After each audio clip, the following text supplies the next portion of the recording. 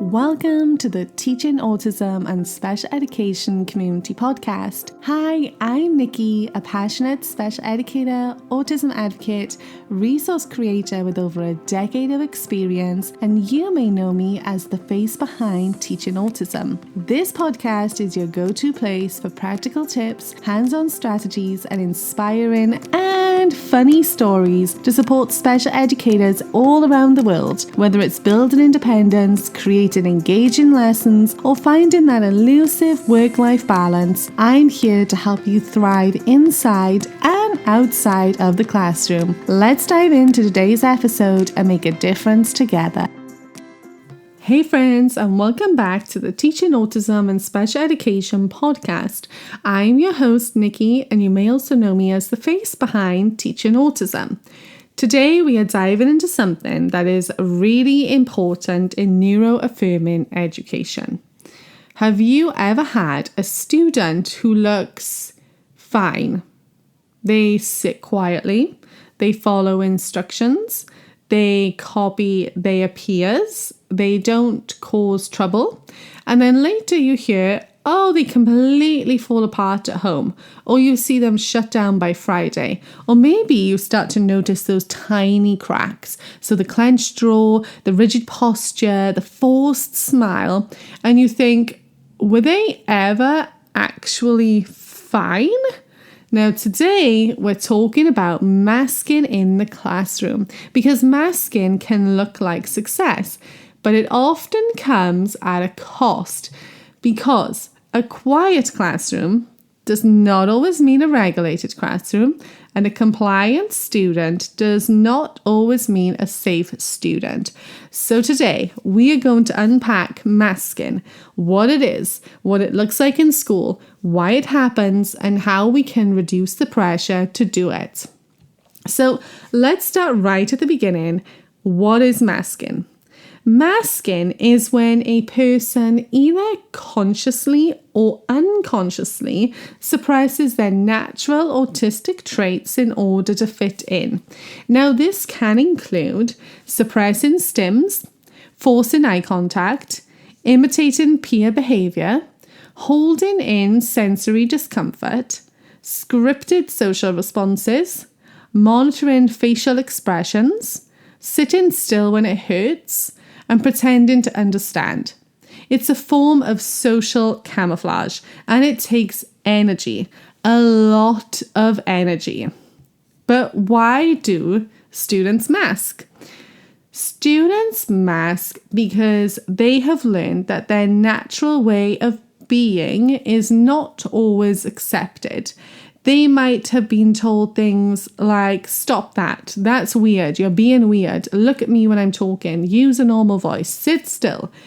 And over time, they internalize the message, to be safe, I need to change myself.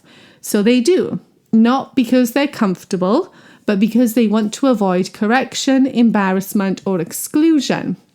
Now, masking doesn't look dramatic. Masking looks very subtle. In your classroom, it might look like the student who never asks for help, or the student who copies rather than understanding.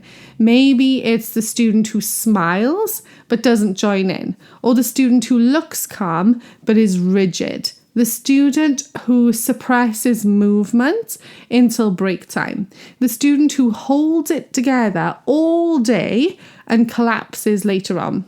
Masking can look like high functioning, but actually it's high effort.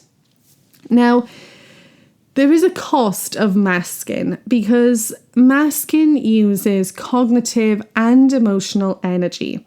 And when that energy runs out, what you might see are after-school meltdowns, shutdowns, irritability, sudden behavior changes, exhaustion by the end of the week, and even increased anxiety. Now, research and lived autistic experience both show that long-term masking is actually linked with increased anxiety, burnout, and mental health challenges. So when we praise our students for not looking autistic, we have to pause, because being invisible is not the same as well-being. Now, it is important because a lot of people mix up masking and regulation. Masking is not the same as learning regulation skills. So regulation is when a student has strategies and support to manage their nervous system. Masking is when a student suppresses visible signs of distress without addressing the distress itself. So one is building resilience, the other is just building exhaustion. Now, sometimes schools can accidentally encourage masking. We often will unintentionally reward, quiet over communication, or stillness over comfort, compliance over authenticity, eye contact over understanding. And if a student suppresses stimming and we say that's much better, what we may be teaching them is that their natural regulation is unacceptable. And that's not what we want. Now, a common question I get is, how can I reduce masking pressure? And we cannot remove all social expectations, but we can reduce unnecessary pressure. So some things that you can try to do are to normalize movement. So let your students stand and stretch and rock gently, use fidgets, sit on flexible seating. Don't force eye contact. So listening does not require eye contact. Offer visual supports. So reduce verbal overload so that your students don't have to pretend to understand. Check in privately. Does this make sense? Do you need a break? Watch for restraint collapse. So if a student melts down at the end of the day, try to consider just how much they were holding in. And finally, celebrate authenticity. If a student communicates their needs, that is success and that should be celebrated. Now, masking is complex. Some social adaptation is just a part of life. We all adjust our own behavior in different environments. So the goal is not to remove all of the adaptation.